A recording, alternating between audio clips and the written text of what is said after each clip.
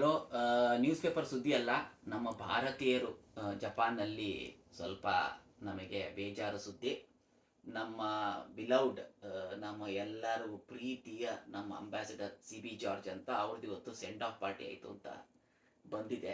So ಅವರು ನೋಡಿದ್ರೆ ಎಲ್ಲ ಎಕ್ಸ್ ಪ್ರೈಮ್ ಮಿನಿಸ್ಟರ್ಸು ಎಲ್ಲ ಒಬ್ಬ ಅಂಬಾಸಿಡರ್ ಸಲುವಾಗಿ ಸೆಂಡ್ ಆಫ್ ಪಾರ್ಟಿಯಲ್ಲಿ ಇಷ್ಟು ಬರೋದು ಅವರ ಇಷ್ಟು ದಿನ ಕಷ್ಟಪಟ್ಟಿದ್ದು ಸಂಕೇತ ಅನಿಸತ್ತೆ. ತುಂಬ ಆ್ಯಕ್ಟಿವು. ನಾನು ಫಸ್ಟ್ ಟೈಮು ಇಷ್ಟು ಗೌರ್ಮೆಂಟ್ ಆಫೀಸರು ಫುಲ್ಲು ಎಫಿಷಿಯೆಂಟ್ ಆಗಿ ಅಷ್ಟು ಕೆಲಸ ಮಾಡ್ತಾ ಇದ್ದು ನೋಡಿದ್ದು. ಎಲ್ಲರೂ ಬೇಜಾರಾಗಬೇಡಿ, ಬಟ್ ಇವ್ರ ಥರ ಕೆಲಸ ಮಾಡಿದ್ರೆ ಗೌರ್ಮೆಂಟ್ ಆಫೀಸ್ಗಳೆಲ್ಲ ತುಂಬ ಚೆನ್ನಾಗತ್ತೆ ಅನಿಸುತ್ತೆ. ನಾನು ಇವ್ರ ಬಗ್ಗೆ ಹೇಳಬೇಕಾಗಿರೋದು ಏನು ಅಂತ ಹೇಳಿದ್ರೆ 2 ಪಾಯಿಂಟ್ ಹೇಳೋಣ ಅನಿಸ್ತಾ ಇದ್ದೀನಿ. ಇವರು CB ಜಾರ್ಜು ಬೇಸಿಕಲಿ ಕೇರಳದಿಂದ ಬಂದವರು. 3 ವರ್ಷ ಹಿಂದೆ ಬಂದಿದ್ದು. ಇವರು ತುಂಬ ಆ್ಯಕ್ಟಿವು.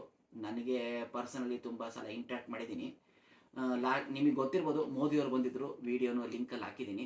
ಮೋದಿಯವರು ಬಂದಾಗೂ ಅದನ್ನೆಲ್ಲ ಸುಗಮ ಮಾಡಿ ಅವರು ಜಾಪನೀಸ್ ಕೈಯಲ್ಲಿ ಮಂತ್ರ ಹೇಳಿಸಿ, ಕ್ಲಾಸಿಕಲ್ ಡ್ಯಾನ್ಸ್ ಮಾಡಿಸಿ, ಇಂಡಿಯನ್ ಮೆಂಬರ್ಸ್ನೆಲ್ಲ ಅರೇಂಜ್ ಮಾಡಿ, ನಮ್ಮ ಕೈಲೆಲ್ಲ ಮೊಬೈಲ್ ಕಿತ್ಕೊಂಡು ಈವೆಂಟ್ ಸಕ್ಸಸ್ಫುಲ್ ಮಾಡಿದ್ದು ಮ್ಯಾನ್ ಆಫ್ ದ ಮ್ಯಾಚ್ ಹೇಳಬೇಕಂದ್ರೆ ನಮ್ಮ ಅಂಬಾಸಿಡರೇ.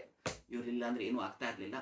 ನನ್ನ ಪರ್ಸನಲ್ ಇಂಟ್ರ್ಯಾಕ್ಷನ್ ಇವ್ರ ಜೊತೆಗೆ ಏನು ಅಂತಂದು ಹೇಳಿದ್ರೆ, ನಮ್ಮ ಶ್ರೀರಾಮ ಮಂದಿರದ ಪ್ರಾಣ ಪ್ರತಿಷ್ಠಾಪನೆ ಆದಾಗ ಅದು ಹಿಂದಿನ ವರ್ಷ ನಮ್ಮ ಟೋಕಿಯೋ ಕನ್ನಡ ಬಳಗದಲ್ಲಿ ನಮ್ಮ ಪ್ರೀತಿ ದಿವಾಕರ್ ಅವರ ನೇತೃತ್ವದಲ್ಲಿ ನಡೆದ ರಾಮಾಯಣ ನನಗೆ ತುಂಬ ಇಷ್ಟ ಆಗಿತ್ತು. ಪ್ರಾಣಿ ಪ್ರತಿಷ್ಠಾಪನೆ ಆದಾಗ ಅಂಬಾಸಿಯಲ್ಲಿ ಯಾಕೆ ಮಾಡಬೇಕು ಅಂತ ಐಡಿಯಾ ಬಂದು ನಾನು ಅವರಿಗೆ ಫೋನ್ ಮಾಡಿದ್ರೆ ಅವರು ಒಪ್ಕೊಂಡ್ರು.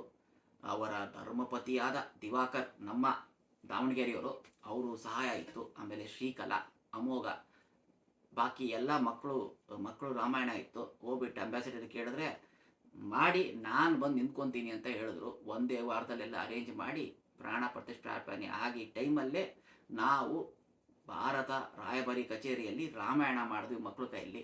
ಆಮೇಲೆ ನಮ್ಮ ಹುಲಿ ಕುಣಿತ ಬೇರೆ ಇತ್ತು. ಅದನ್ನು ಆಲ್ಮೋಸ್ಟ್ 1.5 ತಾಸು ನಮ್ಮ ಅಂಬಾಸಿಡರು ಮತ್ತು ಅವರ ಧರ್ಮಪತ್ನಿ ಕುತ್ಕೊಂಡ್ಬಿಟ್ಟು 1.5 ತಾಸು ನೋಡಿ ಮಕ್ಕಳನ್ನ ಎನ್ಕರೇಜ್ ಮಾಡಿ ಅವ್ರ ಜೊತೆಗೆಲ್ಲ ಫೋಟೋ ತೆಗೆಸ್ಕೊಂಡು ನಮಗೂ ಶಬಾಷ್ ಹೇಳಿ ಈ ಥರ ಚೆನ್ನಾಗಿ ಮಾಡಿ ಅಂತ ಹೇಳಿ ಹೋದರು. ಸೊ ಅವರ ಡೆಡಿಕೇಶನ್ನು 1 ವಾರದಲ್ಲಿ ಅರೇಂಜ್ ಮಾಡೋದು, ಎಲ್ಲರನ್ನೂ ಸ್ಮಾಲ್ ಡೀಟೇಲಾಗಿ ಮಾಡೋದು ನೋಡಿಬಿಟ್ಟು ನನಗಂತೂ ಫುಲ್ ಫ್ಯಾನ್ ಆಗಿಬಿಟ್ಟಿದ್ದೀನಿ ಅವ್ರದ್ದು. ಅವ್ರು ಹೋಗ್ತಾ ಇರೋದು ತುಂಬ ಬೇಜಾರು, ಬಟ್ ಅವರಿನ್ನೂ ಉನ್ನತ ಹುದ್ದೆಯಲ್ಲಿ ಬಂದು ಭಾರತಕ್ಕೆ ಇನ್ನೂ ಏನೇನೋ ಸಕ್ಸಸ್ ತಂದು ಕೊಡಲಿ ಅಂತ ಕೇಳ್ಕೊತೀನಿ. ನನ್ನ ಹತ್ರ ವರ್ಡ್ಸ್ ಇಲ್ಲ. Thank you sir. ಯಾವತ್ತರ will meet you somewhere next time. Thank you.